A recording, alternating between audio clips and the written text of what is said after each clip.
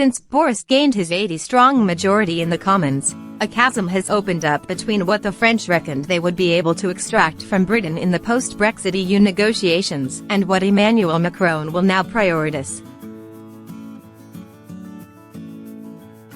A number of other events have also chastened the French and Brussels beyond the election result, such as Boris's decision to legislate for no extension to the transition period, the government's rejection of Lord's amendments to the withdrawal bill, the Chancellor's message that the nation's interests come before British business, Washington's commitment to seal a trade deal with Britain by the end of the year, and London's decision to begin parallel trade negotiations with the EU and the US, Japan and Australia. The tables have turned. To misquote Macron's 2017 boast, Britain is back. We are now a country mile from Le Monde's excoriating doomsday editorial after Boris won the Conservative Party leadership contest. The patronizing tone has evaporated. So what will be the French negotiating position?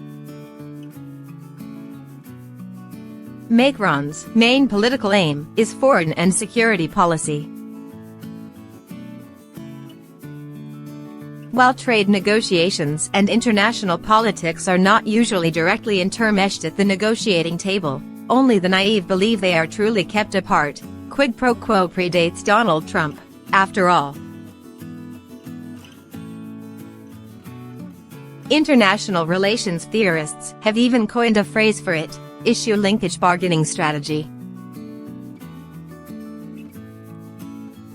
Michel Barnier's negotiating team has its mandate, but you can expect the impatient and forceful Macron to press ruthlessly behind the scenes for the EU to make concessions to Britain in the French interest.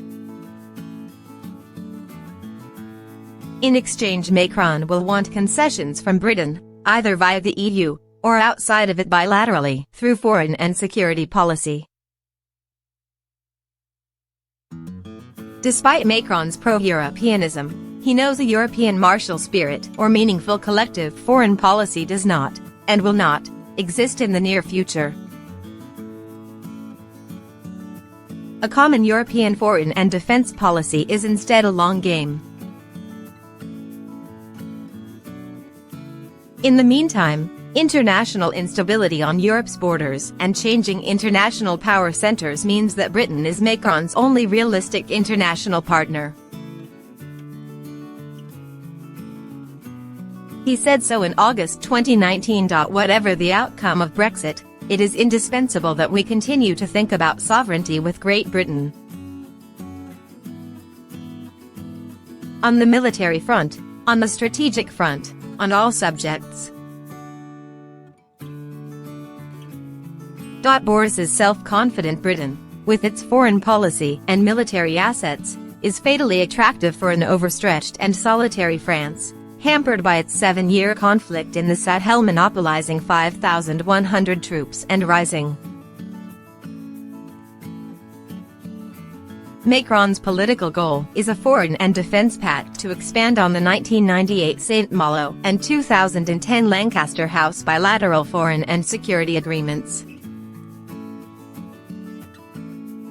Expect him to concede generously to that end, except in two key areas.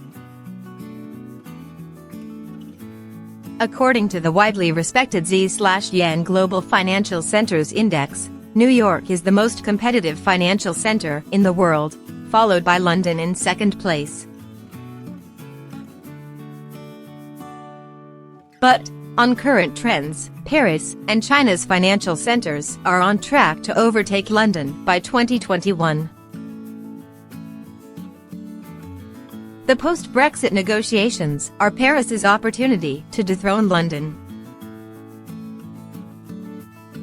It has already snapped up the European Banking Authority from London, and Macron maneuvered France's former finance minister Christine Lagarde into her seat at the head of the ECB. Bruno Le Maire, France's powerful finance minister, confirmed in January that Paris was poised to overtake London as Europe's prime financial centre, and that France could gain from the Brexit negotiations if we are firm. It doesn't matter to the French that the Z/Yen survey assesses soft financial environment factors rather than hard trading volumes, or that a simultaneously published Bank of International Settlements survey suggested London is increasing its supremacy over New York in currency and derivatives to nearly half of global market share, while Paris remains insignificant.